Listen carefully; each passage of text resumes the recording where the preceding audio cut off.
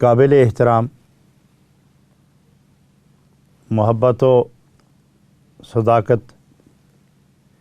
کی نورانی کیفیات سے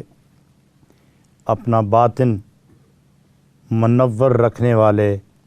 خوش نصیب ساتھیوں،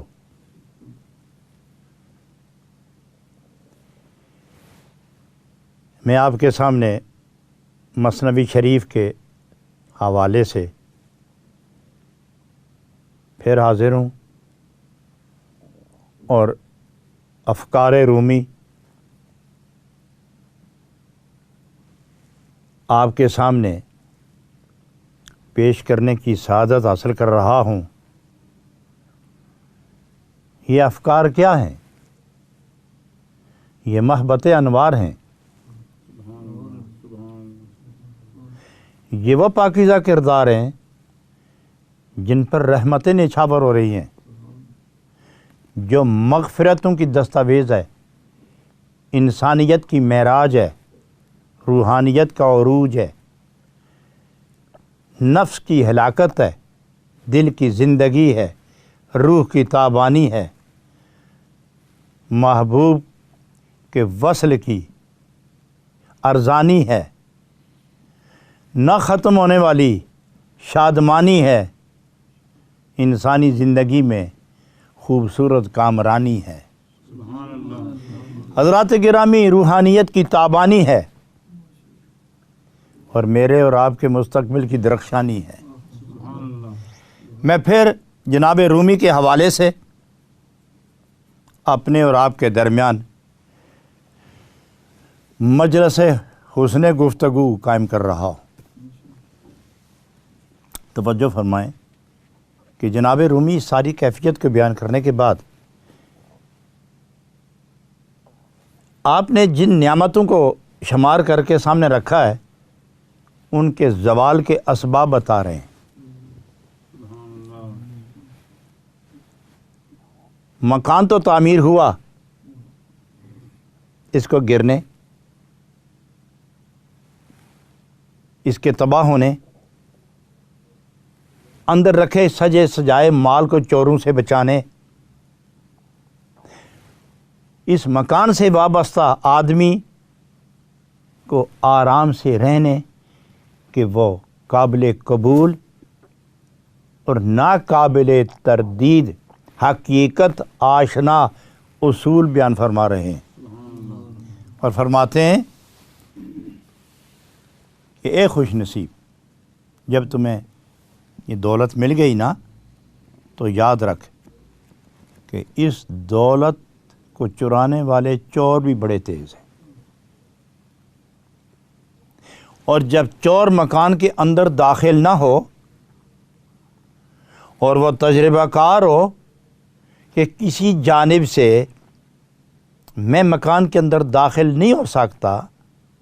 تو پھر وہ مالک کے مکان سے دوستی لگاتا ہے، پھر وہ اس کا رازدار بنتا ہے، پھر وہ گھر کے تہہ خانے اور بالا خانے سب دیکھتا ہے، پھر اس کا سامان ٹٹولتا ہے، داخل ہونے اور نکلنے کے راستے، اسباب، ذرائع، اوقات، اس کی ترتیب قائم کرتا ہے۔ تو جناب رومی رحمۃ اللہ علیہ فرماتے ہیں کہ جب تمہیں یہ ذکر و فکر اور پیار اور محبت، عشق و سرور کی دولت مل جائے تو اس کا ڈاکو شیطان ہے، وہ قزاق لٹیرا، وہ چور، وہ انسان کی عزت کا دشمن، وہ انسان کی انسانیت کا دشمن، وہ بندے کو خدا سے دور کرنے کا ایک عہد لیے ہوئے، ایک وعدہ لیے ہوئے مصروف عمل رہتا ہے۔ تو دیکھتا ہے کہ یہاں مجھے اندر گنجائش نہیں ہے، تو پھر آہستہ آہستہ بندے کے قریب ہو کے پھر اس کو دو چیزیں اس کے اندر ڈالتا ہے، پہلے تکبر، پھر حسد، دو چیزیں دو چیزوں سے شکار کرتا ہے، پہلے حسد ڈالتا ہے پھر تکبر، یا پہلے تکبر دل میں اتارتا ہے پھر حسد، اور جب تکبر آئے تو تکبر کے بعد فوراً حسد آتا ہے، کیونکہ تکبر برداشت نہیں کرتا کہ کوئی آدمی میرے مد مقابل ہو، گفتار میں، کردار میں، صورت میں، سیرت میں، اٹھنے میں، بیٹھنے میں، مال میں، دولت میں، حال میں، چال میں، کال میں، دوستوں میں، گھر میں، وہ گھر کے افراد کو بھی اپنے مقابلے میں کھڑا نہیں ہونے دیتا، وہ پڑوس والوں کو بھی اپنے مقابلے میں کھڑا نہیں ہونے دیتا، کیونکہ تکبر اپنی ذات کے سوا دوسرے کو قبول کرنے کے لیے کبھی تیار ہوتا ہی نہیں۔ اس لیے شیطان نے کہا تھا کہ میں سجدہ کروں اس کو، خلقتنی من نار و خلقتہ من طین، یہ آگ جو جلے تو اوپر اٹھتی ہے اور خاک کو اوپر اٹھاؤ تو نیچے گرتی ہے، یہ نیچے گرنے والے کو اوپر جانے والا سجدہ کرے، یہ تھا تکبر۔ اب جب اس نے تکبر سے دیکھا نا کہ میں محروم ہو رہا ہوں اور میری حیثیت زائل ہو گئی ہے، تو پھر اس نے آدم علیہ السلام اور درجات، عظمت اور حسنات، شمائل، خصائل، فضائل، یہ سب چیزیں دیکھیں، حسد پیدا ہوا۔ عالم تو میں ہوں،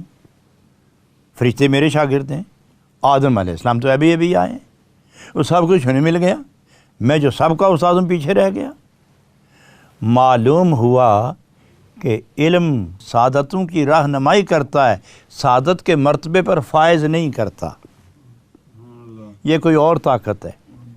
اور اس سے ایک بات اور ثابت ہوئی کہ صرف جاہل ہی تکبر نہیں کرتے، صرف بے خبر غافل ہی حسد نہیں کرتے، علم والے بھی حسد کرتے۔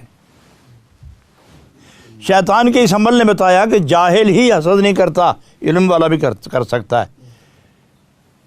جاہل ہی تکبر نہیں کرتا، علم والا بھی کر سکتا ہے۔ تو یہ دو جو شرارتوں کا